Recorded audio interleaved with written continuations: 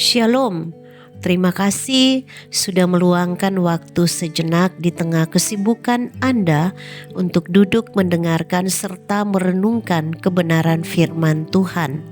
Kami berdoa agar waktu ini menjadi waktu yang menyegarkan bagi jiwa Anda.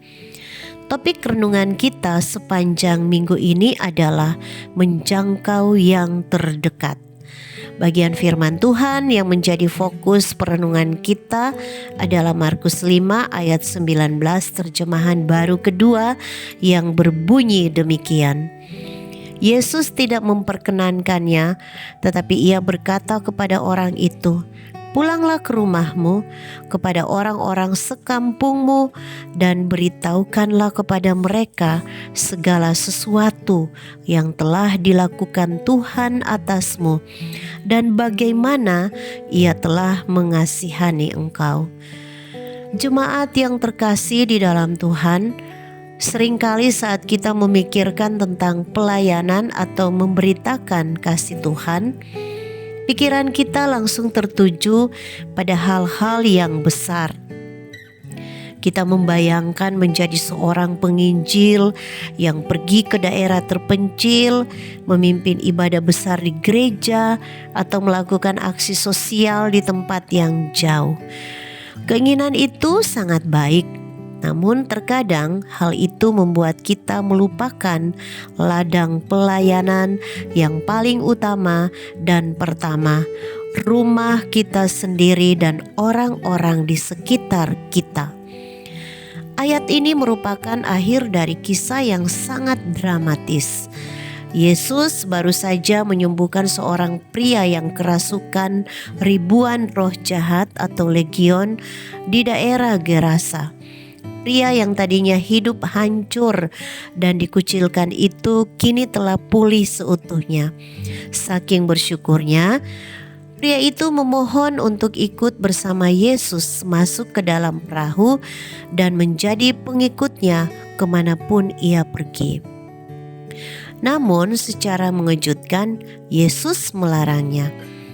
Yesus justru memberikannya sebuah tugas yang sangat spesifik. Pulanglah ke rumahmu, kepada orang-orang sekampungmu. Mengapa Yesus menyuruhnya pulang? Karena orang-orang terdekatnya lah yang paling tahu betapa hancur masa lalunya. Kesaksiannya tidak akan pernah lebih kuat dan berdampak selain di tengah keluarganya sendiri. Yesus ingin pria itu menceritakan belas kasihan Tuhan kepada orang-orang yang paling dekat dengannya terlebih dahulu. Kisah ini menjadi teguran sekaligus dorongan yang manis bagi kita. Tuhan telah banyak melakukan kebaikan, pemulihan, dan memberikan belas kasihan dalam hidup kita. Namun kepada siapa kita menceritakannya?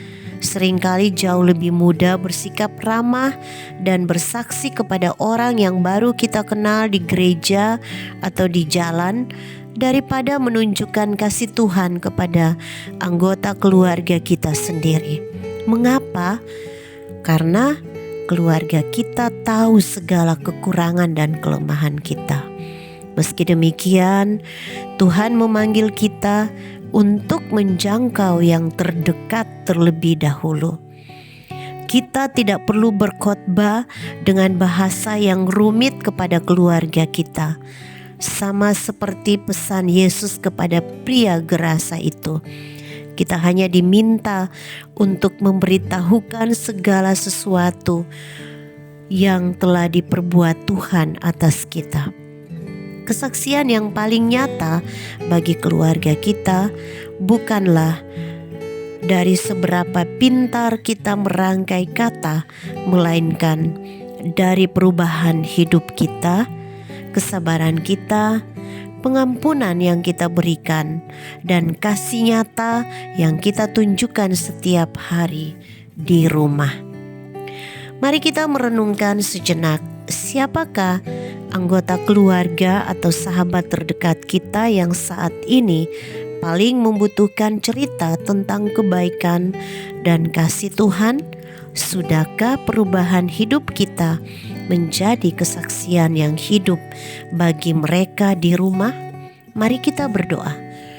Tuhan, terima kasih atas segala kebaikan dan belas kasihan yang telah Engkau kerjakan dalam hidup kami. Ampuni kami jika selama ini kami sering mengabaikan ladang pelayanan yang ada di depan mata kami, yaitu keluarga dan orang-orang terdekat kami. Tolong kami ya Roh Kudus, agar kami memiliki keberanian dan kerendahan hati untuk membagikan kasih-Mu di dalam rumah kami sendiri.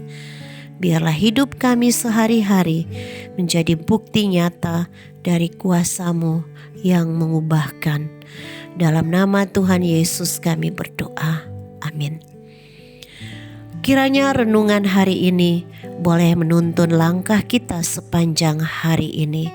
Selamat beraktivitas dan sampai jumpa lagi dalam renungan kita bersama esok hari. Tuhan Yesus memberkati.